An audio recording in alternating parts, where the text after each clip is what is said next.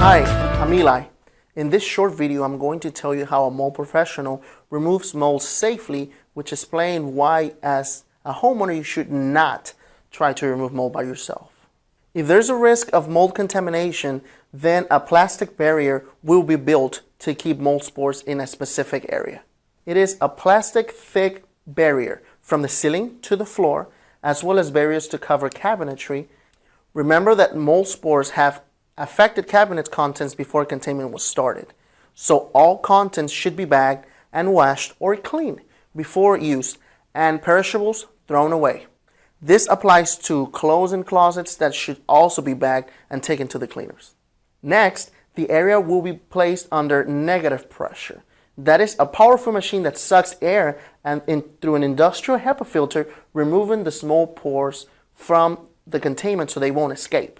Technicians will be wearing personal protective equipment, which might vary depending on how bad the contamination is. This means you should not be entering affected areas yourself. You won't see any microscopic spores count, but they will attach to your clothes and skin, especially if you're sweating.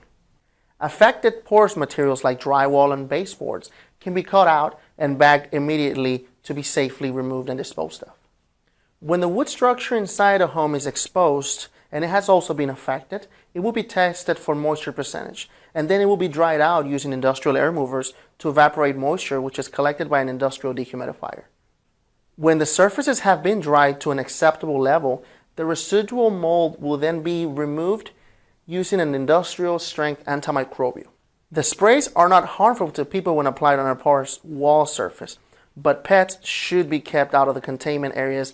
If necessary, affected wood surfaces might need to be sealed. Treatment typically lasts between 3 to 5 days for single rooms, but can take longer depending on the multiple rooms, especially if the ceilings are also affected. Talking about ceilings, AC systems, water heaters in the attic are a source of condensation, drips, and water leaks. Ceilings with insulation that are wet are very hard to dry, especially if the insulation is not removed. Insulation is a dangerous material if it flies freely, especially if it's contaminated with growth. Thank you for watching this video. Again, if you need any services, feel free to give us a call and ask for Eli.